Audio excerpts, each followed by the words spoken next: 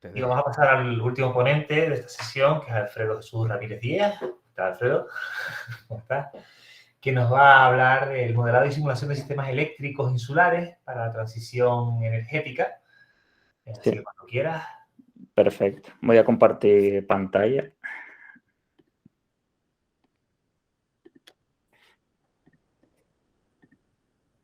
Se ve correctamente, ¿verdad? Se ve perfecto. Vale, y ya Perfecto. me callo. Vale.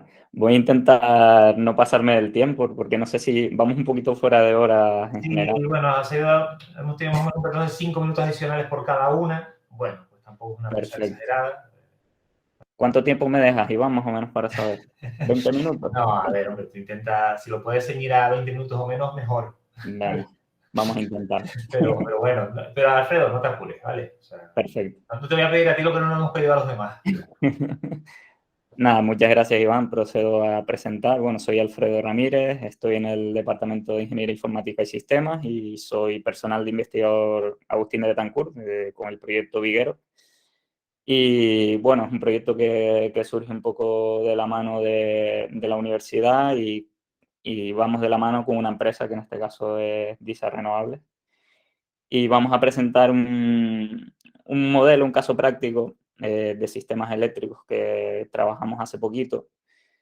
Y un poco ya de paso vamos a hacer un repaso antecedentes de modelado de sistemas eléctricos y la motivación, ¿no? Un poco que impulsa a modelar estos sistemas, porque es importante modelarlos. Y ya que estamos, pues veremos un poquito el caso práctico, un poco con datos anonimizados y bueno, llegar a resultados y unas conclusiones generales.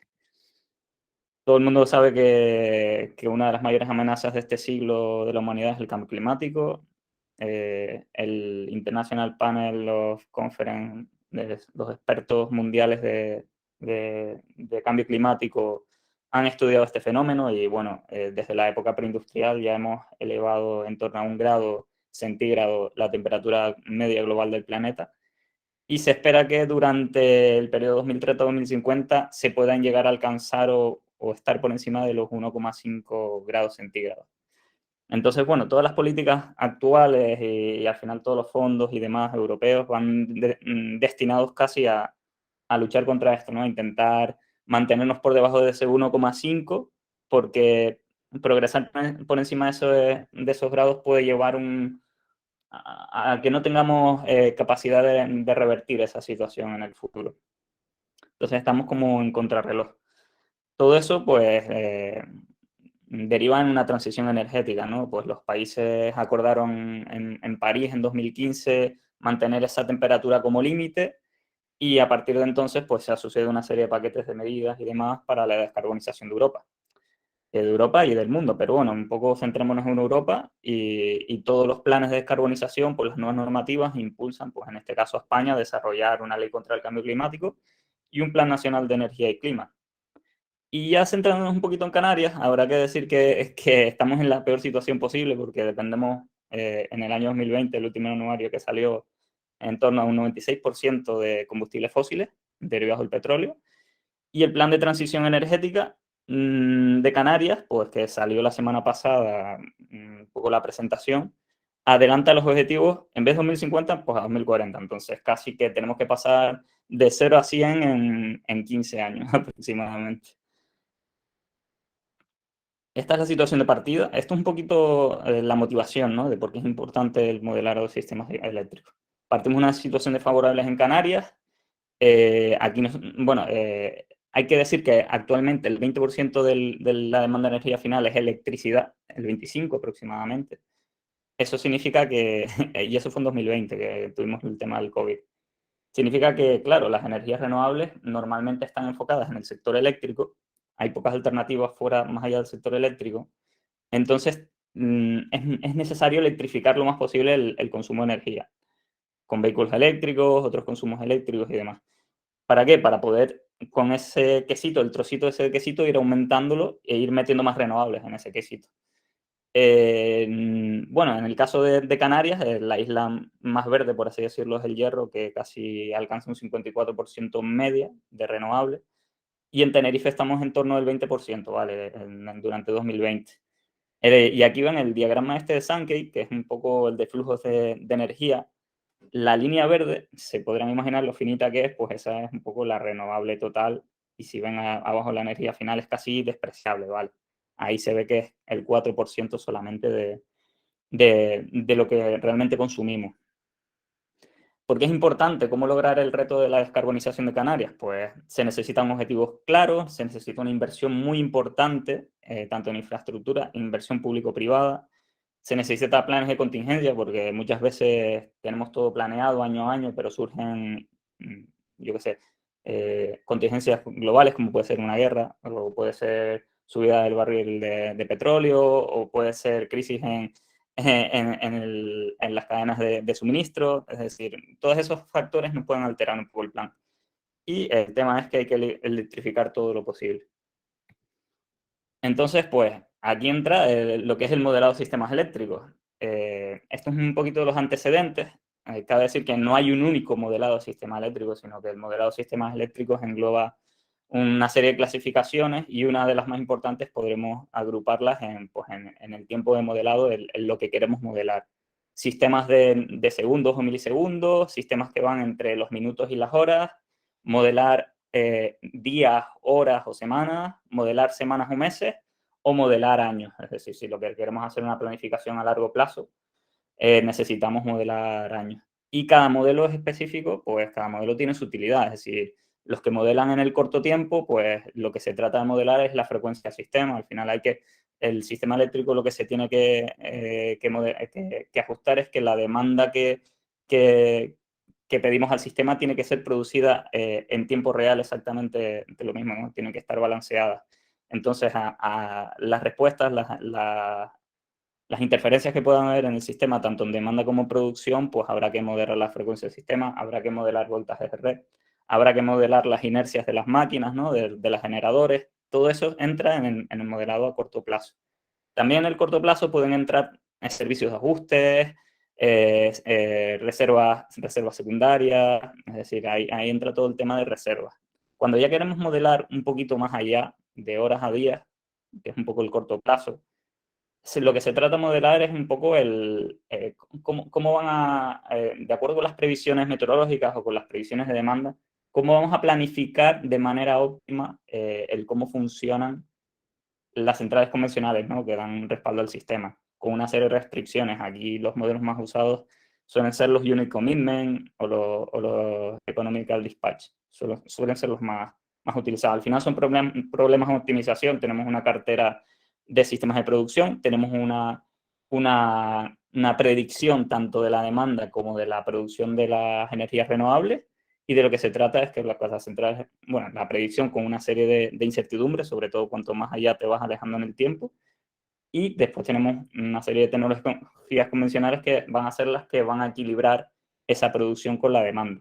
Pues de lo que se trata es ajustar esas unidades convencionales para equilibrar lo máximo posible, pues tanto los arranques en frío, arranques en caliente, pues incluso las rampas de esas máquinas que puedan tener, pues, llevar a cabo los requisitos de seguridad del suministro y demás.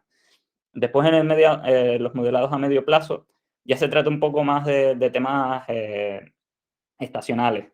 Aquí a lo mejor no parece importante, pero por ejemplo en Baleares, en sistema balear, hay que decir que la demanda se duplica en verano por el tema del turismo. Entonces no es lo mismo la demanda en invierno que en verano.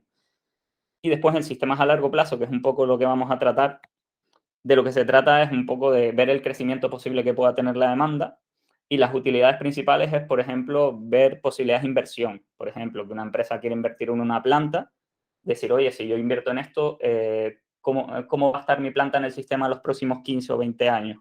¿Cuántos beneficios me van a reportar? Es decir, también se puede usar para eso. También se usa, pues, para temas de si hay que renovar el parque convencional y demás, eso es importante. Y de lo que se suele hacer aquí, sobre todo porque cuanto más allá te vayas en el tiempo, más a futuro, más incertidumbre hay, lo que se suele hacer es una serie, un análisis de escenarios por escenario. Y es un poco lo que vamos a plasmar aquí. El caso de estudio, lo que propusimos en este caso de estudio fue una planta híbrida en Tenerife.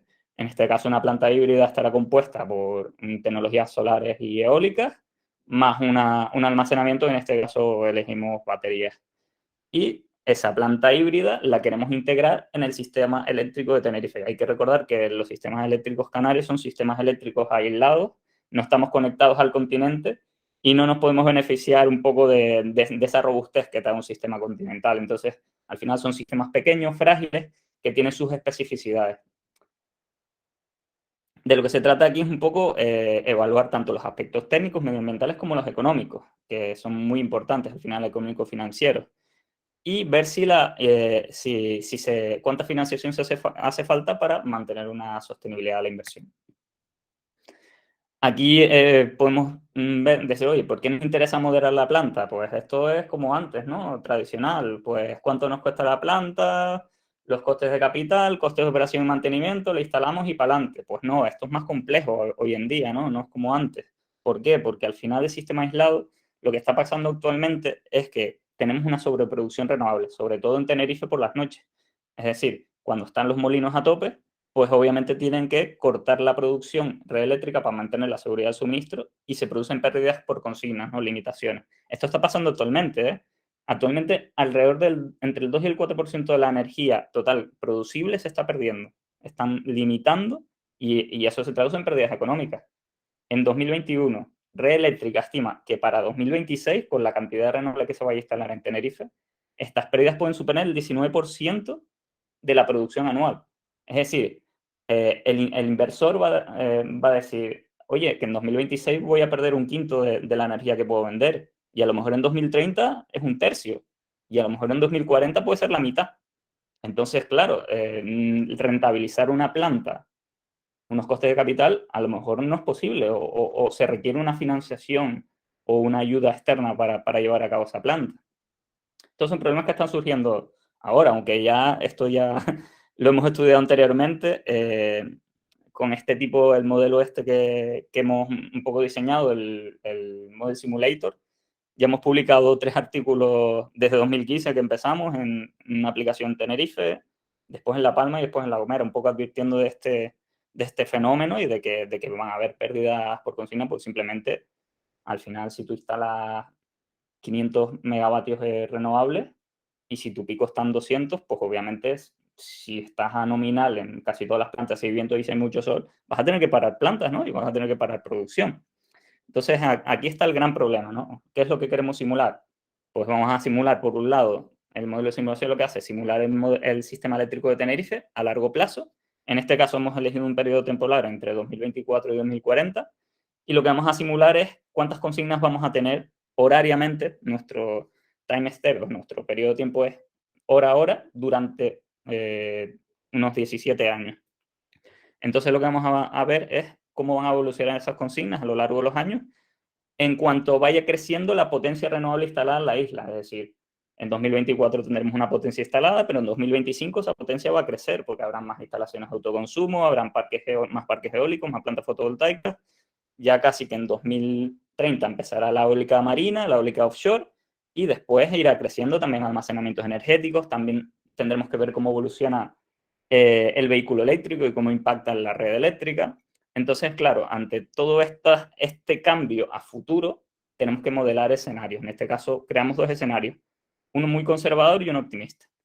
Después, claro, en la segunda parte de la simulación, lo que hacemos es proponer abiertamente una posible instalación de unos parques eólicos. La planta híbrida, nuestra planta híbrida, que será un hub energético que estará conectado a la red eléctrica de Tenerife. Entonces, de lo que se trata aquí es de dimensionar cuánta potencia podemos instalar, tanto de eólica como fotovoltaica como batería, para, de alguna manera, ver la mejor rentabilidad dentro de la amalgama de combinaciones que tengamos, cuál es la que mejor rentabilidad económica nos da. Ese es el modelado punto 3, que es un poco el análisis económico y financiero, y después el punto 4 será el cálculo de la huella de carbono. Un poquito los antecedentes, pues antes de diseñar nuestra planta o proponer nuestro hub, habrá que ver los antecedentes, es decir, qué tecnologías tenemos a disposición, cómo podemos conectarnos a la red, si cumplimos normativas o no cumplimos normativas, pues tipos de conexionados, si tenemos una superficie disponible para instalar baterías y si esa superficie es apta, también es importante, ver un poco los procedimientos de tramitación, ver las retribuciones posibles, es decir, si tú instalas una planta ahora, qué régimen retributivo vas a tener. Y bueno, ver un poco el planteamiento de escenarios también. Esto, por ejemplo, es una de las problemáticas básicas, ¿no? En una planta híbrida, cómo conectarte a la red. Entonces, generalmente hay 3 tipos de conexiones. El central inverter, que es la primera de todas. Esto es directamente meter las baterías aguas abajo de tu inversor en la planta fotovoltaica, ¿no? Después está la segunda parte, que es el string inverter, que es meterlo aguas arriba del inversor y ya con un inversor propio de la batería. Esto se suele usar en los parques eólicos. Al final, los parques eólicos lanzan la energía en alterna y tú con la batería te puedes conectar en alterna antes del trafo de baja tensión, media tensión. Y después también cabe la posibilidad de decir, oye, yo tengo mis plantas renovables conectadas a un trafo de media tensión, alta tensión, y en la misma barra de 20 kilovoltios nos podemos conectar con un transformador independiente con un sistema de baterías, un sistema modular de baterías. Esa sería la opción 3, independiente. En este caso hemos elegido la opción 3. También hay que recopilar una serie de datos iniciales para tirar el modelo, es decir, necesitamos unos históricos de demanda del sistema para construir la demanda futura, es decir, necesitamos saber cómo era la demanda en el pasado para construir una demanda futura, cómo se comporta la demanda de energía eléctrica en el sistema. También necesitamos saber qué mix de tecnología vamos a tener y qué capacidad van a ocupar y qué mismos técnicos de tecnologías convencionales vamos a necesitar, además de reservas secundarias y terciarias. También necesitamos saber cómo se comporta el viento y el sol en nuestra isla. Es decir, si hay patrones de viento, si hay patrones solares, pues, por ejemplo, en Canarias hay que decir que sí, los patrones eólicos se suelen repetir en los meses de junio, julio y agosto, es decir, son los meses más ventosos. Entonces, es normal que a futuro se sigan manteniendo esos patrones, o incluso ya hay estudios que dicen que con el cambio climático esos patrones van a sufrir algunos movimientos, ¿no? Y después también habrá que modelar el tema de pérdidas de red, es decir, cuando estamos en la red eléctrica, pues aproximadamente actualmente pues el 6 o el 7% de la energía se pierde en pérdidas de red. Con todo esto, pues habrá que hacer una serie de asunciones, como por ejemplo el incremento de la demanda al año, es decir, la penetración de flota de vehículo eléctrico, cómo va a progresar eso en el futuro. ¿Cómo se van a repartir las consignas por nudo de red? En este caso hemos asumido que esas limitaciones y esas consignas que te aplican a tu planta se van a repartir equitativamente en todos los nudos de la red. Esto es una asunción que, claro, como actualmente hay un poco de opacidad en ese sentido, es decir, no sabemos si al parque eólico del vecino lo limitan más que el nuestro, pues entonces hay que asumir que el reparto de consignas es equitativo, un poco por paridad. Y después la planificación energética. Con respecto a la planificación energética, esta es un poco la potencia instalada que propusimos en el escenario conservador y el optimista.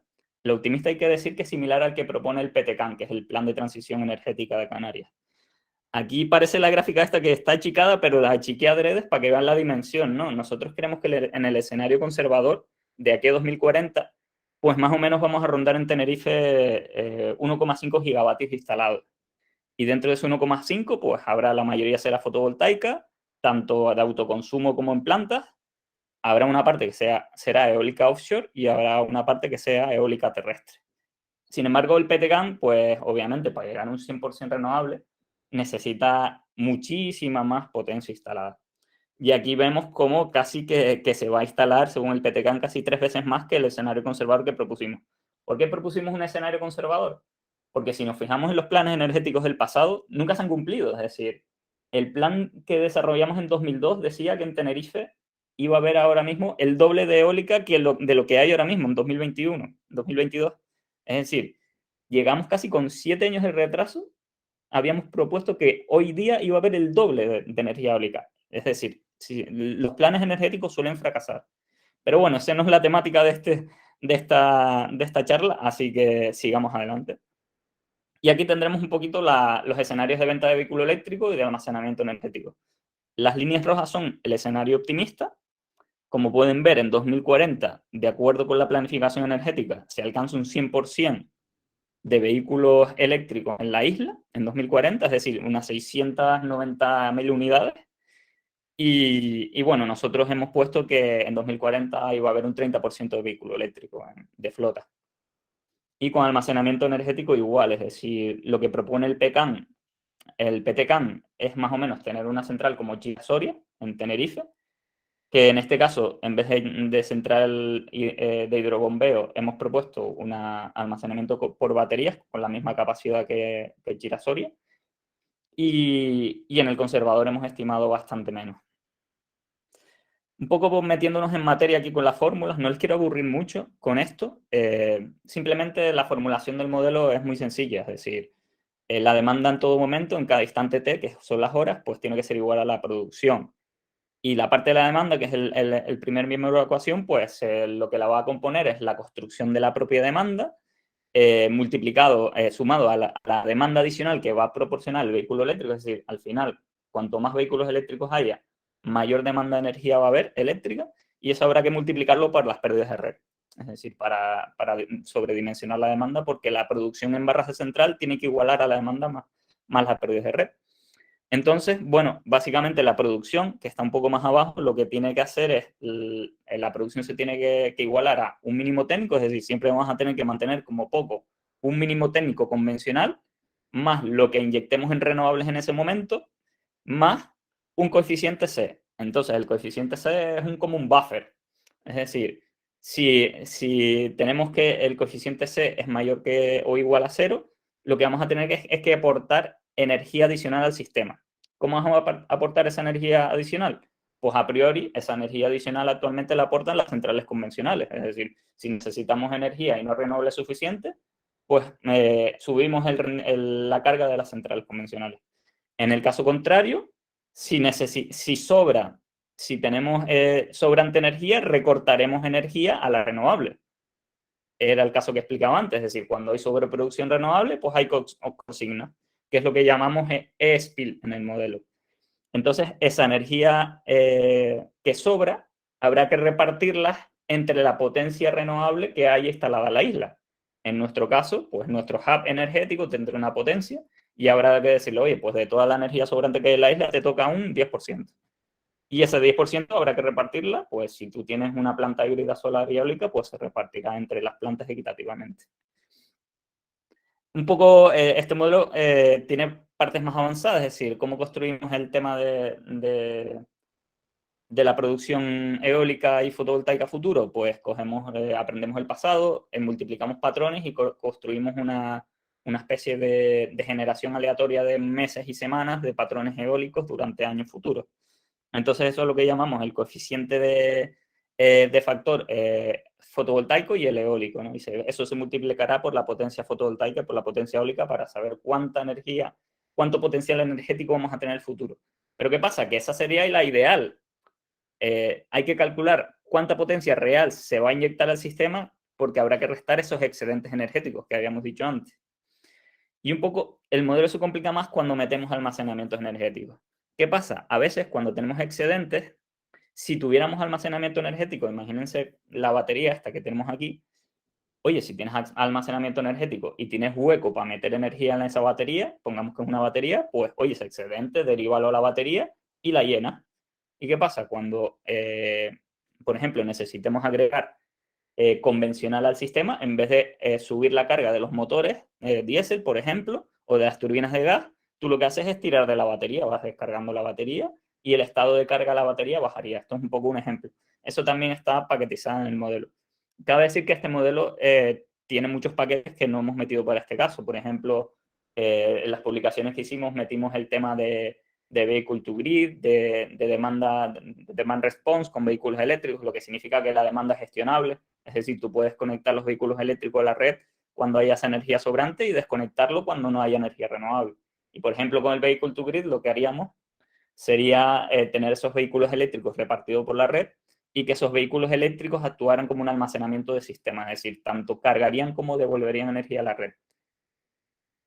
Y después, esta sería la tercera parte, que sería el análisis financiero, que hemos incluido todos estos parámetros de costes. Pues los criterios de evaluación van a ser el valor actual neto de la instalación, la tasa interna de retorno, el payback, y un poco calculamos también un indicador clave que es el LCOE, el Levelized Cost of Electricity.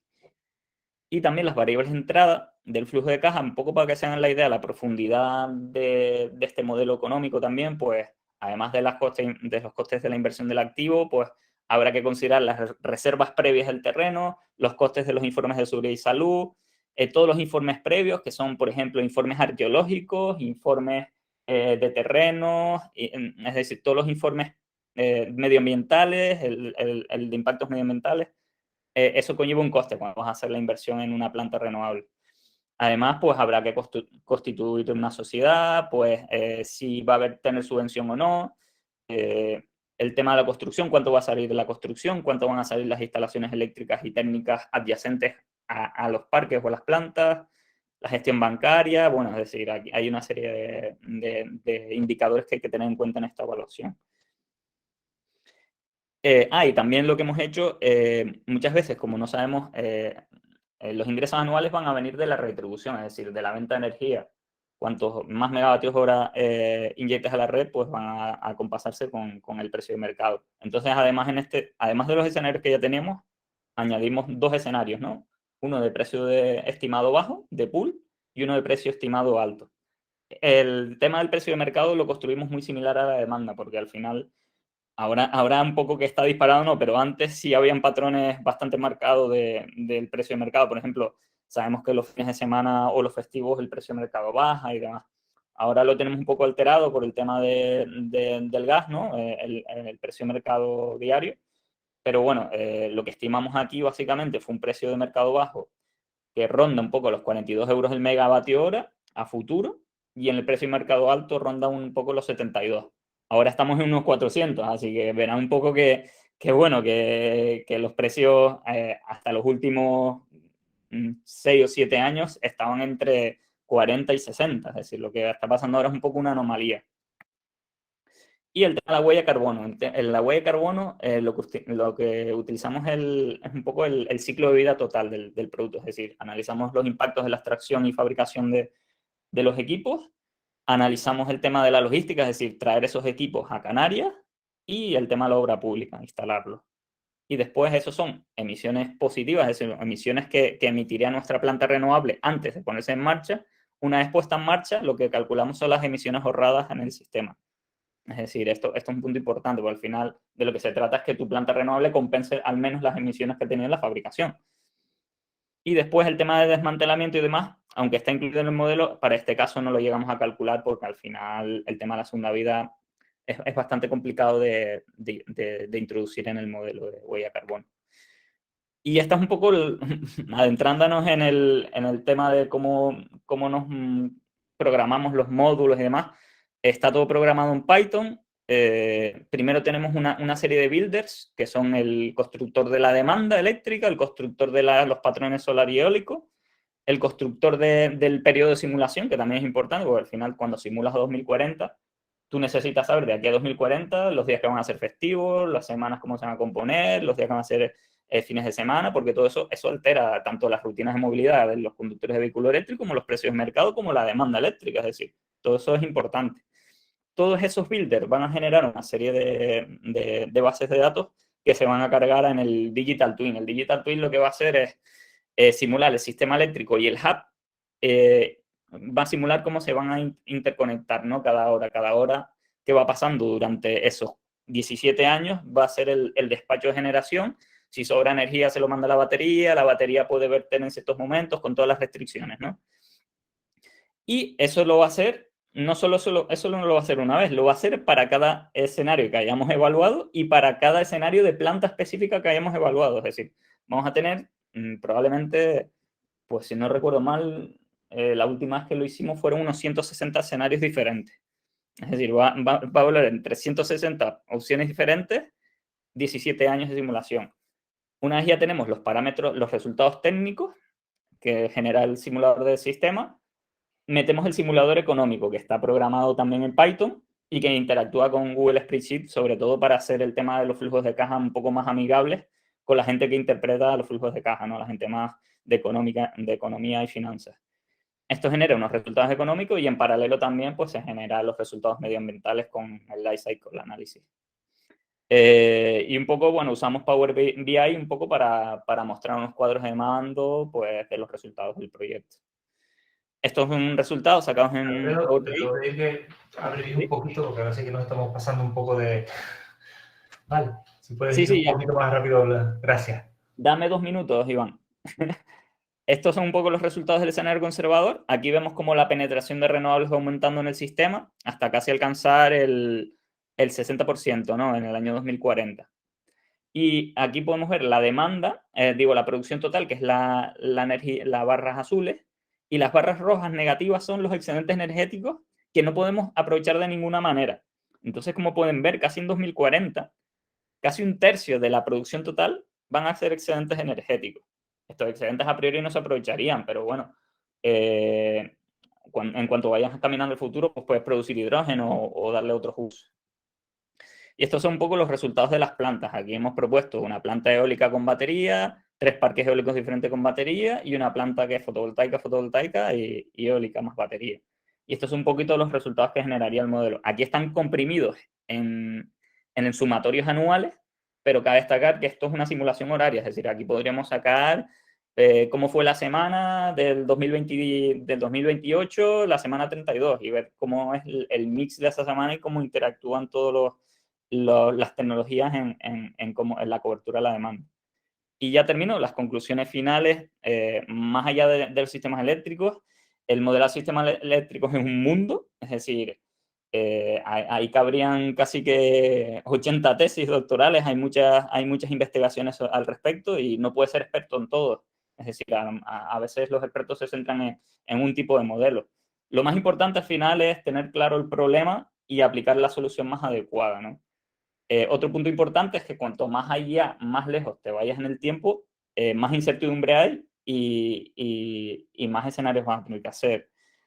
Al final, se trata de elegir el modelo correcto. Los de cortos espacios de tiempo se centran más en flujos de red, en mercados a corto plazo o en mercados de ajuste. Los de medio inter se basan más en las subastas diarias o en la programación de producción, basados en problemas de optimización, y en los de largo plazo, como ya hemos visto, pues están más centralizados en analizar inversiones o en la planificación energética de un sistema insular o de un sistema como Canarias. Y con esto ya termino. Gracias, Iván. Yo creo que ya está. O sea, No, muchas gracias. No, a ver, es que esto da para mucho. Yo, claro, como he participado aquí también, no puedo darte muchas alabanzas porque parece que me estoy haciendo la autopelota, pero es que hay que hacerlo. O sea, yo tengo que decir que es un trabajo inmenso lo que ha hecho aquí, sobre todo Alfredo, y creo que se ha visto en la presentación. O sea, es un tema muy complejo, con múltiples aristas, múltiples metodologías, donde participan ingenieros informáticos, ingenieros eléctricos, economistas.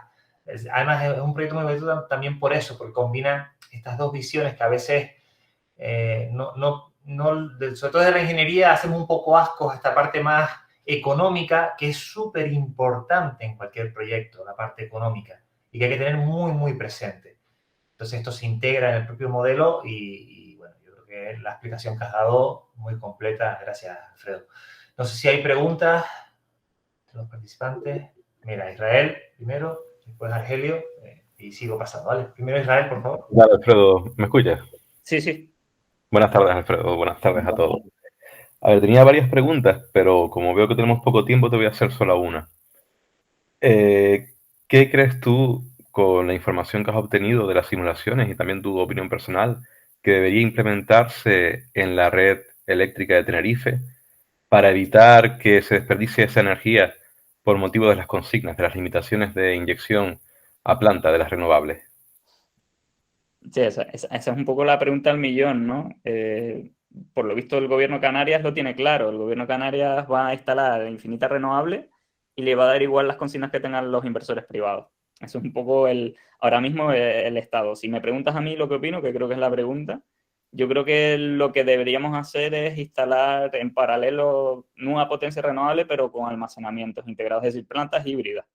Porque al final, si no instalamos ningún tipo de almacenamiento, los parques y las plantas van a estar consignadas un tiempo que sea algo criminal.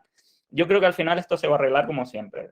Se va a arreglar al tuntún porque no sé si también es nuestra culpa que no divulgamos lo suficiente, porque nosotros sabemos la problemática, sabemos lo que va a pasar, pero a lo mejor no se nos escucha. Y lo que va a pasar es eso, que los productores llegarán en el año 2025 y digan, yo no pongo un euro más en inversiones que estoy perdiendo dinero, es decir, que me están parando la planta a la mitad del tiempo.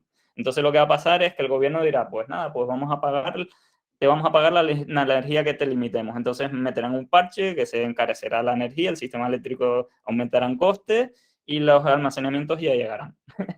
Va a ser un poco... Y al final los proyectos, yo creo que lo que va a derivar es que los proyectos vayan siempre ligados a un uso final. Si tú metes un parque eólico nuevo, pues que ese parque eólico esté ligado a producción de hidrógeno. Una parte a producción de hidrógeno, una parte a inyectar a red, o una parte a suministrar energía a una industria y otra parte a inyectar a red. Es decir, yo creo que siempre, yo creo que desde que pasemos 2026 va a ser algo similar, va a ser algo así de usos de energía más bien.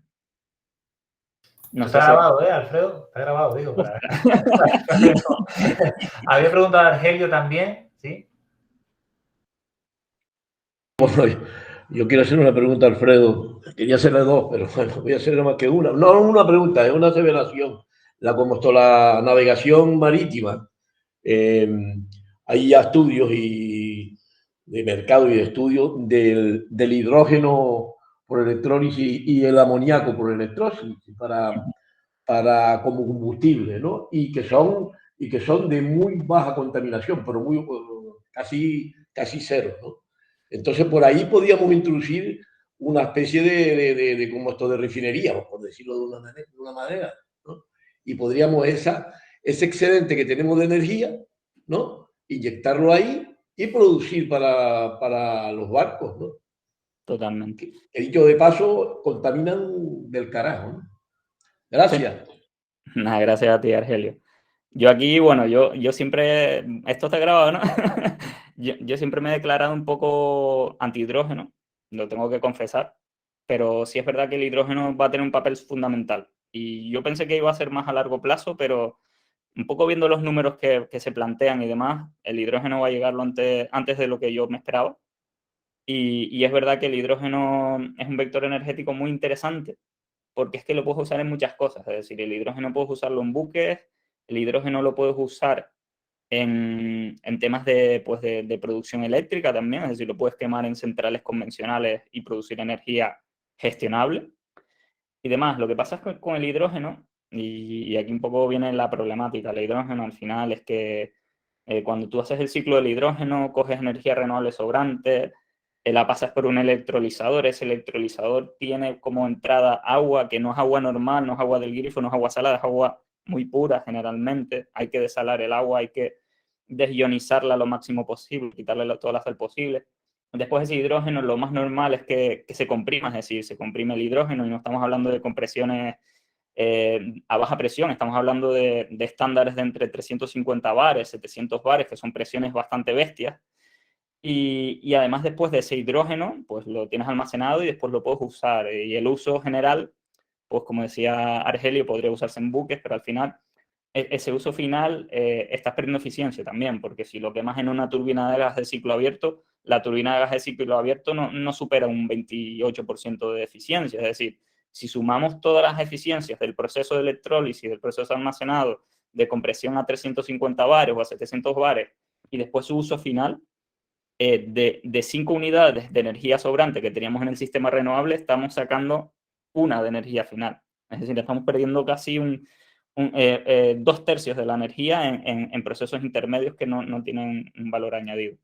Esa es la única pega del hidrógeno, es decir, pero claro, si tú ves la gráfica de modelado del sistema y ves la parte negativa roja, dices tú, mira, produce hidrógeno, es decir, para tirarlo, vamos a producir hidrógeno, vamos a hacer economía del hidrógeno, que lo podemos hacer eso, tanto de las centrales convencionales, transporte pesado, temas de generación más local, de calefacción, es decir, tiene múltiples usos. Yo soy partidario de que para que se tire la energía, que se comercialice el hidrógeno, creo yo. Y el amoníaco igualmente también, o sea, la generación de amoníaco a partir de ese hidrógeno, bueno, yo estoy ahí de acuerdo. No sé si te he respondido, Argelio. Perfectamente. Gracias. Yahya? Hello? Sí, estoy. Can I speak English? Is possible? Yes. First, thank you, Alfredo, for your presentation. I have some question regarding your presentation. I didn't understand all what is included because I don't speak Spanish. I speak just English, but I have an idea because I am in the same line research, which is the studying of the microgrid system in terms of sizing and energy management.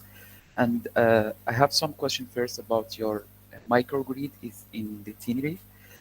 I see that the microgrid is composed of wind turbine system, photovoltaic system, and battery system. First, I want to know how did you do the feasibility of the study? I mean, like the statistical study of the weather, based on what you have performed this operation. And also, I have question about the use of the battery in the system.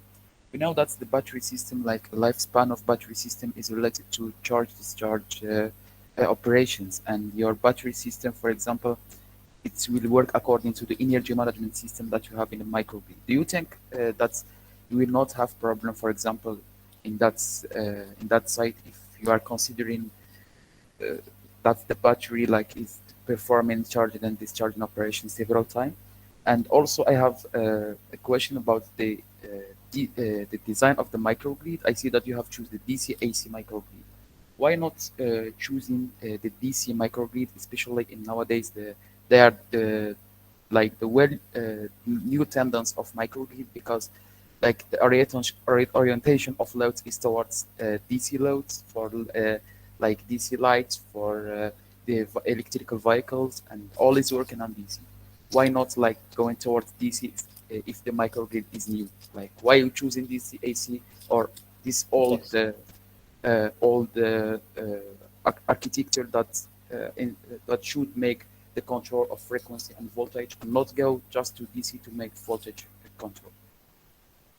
I will try to respond the last one because I think that it's the most difficult to do. It's the easy to respond. Yeah, easy to reply. I try. It is simple because we have nowadays the windmills and wind turbines and photovoltaic plants installed nowadays, but we want to add the battery. This is a little bit trick that I don't explain before. But if we install a battery nowadays, the requirements of the TSO and DSO and the retribution of government aids and so on and so on, we can add the battery nowadays in this condition. Because of that, we have to install the battery separated from the photovoltaic plants and the wind turbines plants. In the same bus bar in the medium voltage level of the transmission grid. This is the first one. The first question, you say that how to build the solar and wind patterns in the future, I think, no? Now, my question is, was like you to do the microgrid design or sizing, you have to make a statistical study to make sure that you have your investments is good. Like you can put wind turbine and photovoltaic system without problem. You have to do like statistical study of the weather or weather analysis. How did you do performance? Yes, the simulation during the period 2024 to 2040, we simulate the statistical patterns of the weather during these years, taking into account historical weather data from the past, from 2013 to 2011. With the statistical data, we build monthly per month, the solar and wind pattern. And when we study the feasibility of the plant, when we compile all this information during 17 years of analysis, we have the patterns of weather data, both wind and solar in our hybrid plant.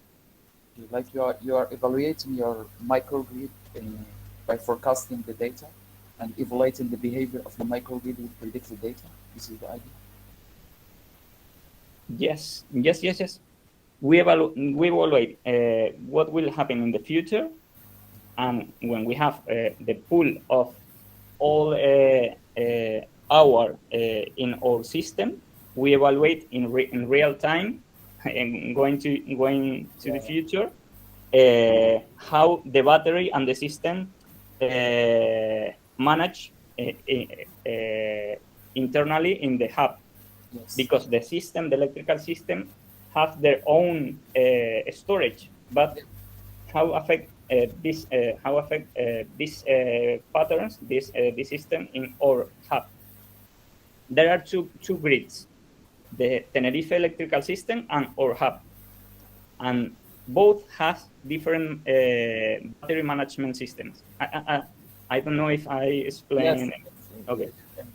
Thank you very much. Okay, thank you. Y ahora, iba a decir, and now Youssef, y ahora Youssef. Hola Alfredo, yo tengo una preguntita muy cortita ya considerando el tiempo. Alfredo, solamente quería saber en tu modelo de simulación, que también entiendo que es para largo tiempo, ¿cómo han previsto o cómo han calculado sobre valores variables, por ejemplo, coste de la energía que está relacionado con coste del petróleo, y son variables y se va a afectar a todos los parámetros? Es curioso para mí. Mira, es muy buena pregunta la que dices, porque aquí tuvimos un debate intenso. El modelo no es que sea mío, es decir, en el modelo, como dijo Iván, han participado pues 11 investigadores, creo, de la universidad, 11 o 12, de diferentes ámbitos, y entre ellos, bueno, un poco estaban los de economía y finanzas y demás. Y debatimos cómo modelar el precio de mercado a futuro, porque al final, cuando empezamos con este trabajo, pues ya se estaba viendo un poco las orejas al lobo, estaba en 120 o 150 euros el megavatio hora, y ahora pues, con todo lo que ha ocurrido está en 400. Entonces dices, oye, si no sabemos cómo va a estar dentro de un mes, ¿cómo vamos a saber cómo va a estar dentro de 15 años? Es decir, es una cosa muy complicada. Al final, cuanta más incertidumbre tengas en el futuro, lo único que te puede salvar es hacer múltiples escenarios e intentar ir al escenario intermedio, al escenario que el grupo de expertos considera el más conservador o el que más tal. Es una variable clave, porque es decir, desde que tú subas el precio de mercado tienes más ingresos, y esos ingresos te rentabilizan la planta. Es muy complejo, es decir, cuanto más a futuro te vayas, y eso está en las conclusiones, más incertidumbre tienes. Yo te comprendo ahí, Youssef, pero es muy buena pregunta. Al final, lo que te salva aquí son escenarios, y siempre es importante ir a los conservadores, es decir, los limitantes. Siempre oyes, pues si el pool es más alto, pues para el productor renovable pues le viene mejor. También hay mucha incertidumbre, no solo en los precios de mercado, es decir, oye, dentro de 5 años comienza una regulación para mercados secundarios, donde si tú tienes una batería puedes participar en servicios de ajuste, en servicios de regulación de voltaje de red. Esos son ingresos extra, por ejemplo. ¿Qué pasa? Que nosotros, si queremos hacer un estudio de inversión, no podemos ir a decir, oye, vas a tener estos ingresos, ¿no?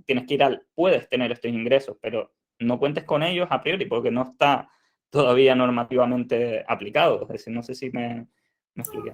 Sí, vale. Muchas gracias, Alfredo. Nada, gracias a ti. Sí, por añadir algo a esto, realmente siempre estos análisis económicos lo que te pones casi en la peor situación para el inversor, y si en la peor situación para el inversor sigue siendo rentable, entonces, bueno, pues ya, oye, pues será rentable si se pone mejor la cosa, ¿no? Un poco lo que intenta hacer. No siempre es posible, y ahí entra en juego todo lo que comentaba Alfredo de diferentes escenarios, análisis de sensibilidad. Lo bueno que tienen los modelos es que te permite jugar con todo esto. Puedes jugar todo lo que quieras, siempre dentro de un cierto control, porque si no das una avalancha de resultados que no sirve para nada, ¿no? Tiene que estar todo razonado y bien argumentado. Pero bueno, pues yo creo que ya podemos terminar. Muchas gracias, Alfredo, de verdad. Gracias a ustedes. Gracias a todos por la participación. Esperemos que les haya gustado esta sesión. Les recuerdo que los que son del programa de doctorado tendrán que hacer los resúmenes, ya se les subirán los vídeos, y al resto, como decía Santiago al principio de la sesión, recuerden haberse apuntado para tener su certificado. Y poco más. Los que vayan mañana a la siguiente sesión, pues ya nos veremos por allí. Buenas tardes, hasta luego. Bueno, Buenas tardes a todos. Buenas tardes. Gracias. Gracias, hasta luego. Gracias a todos.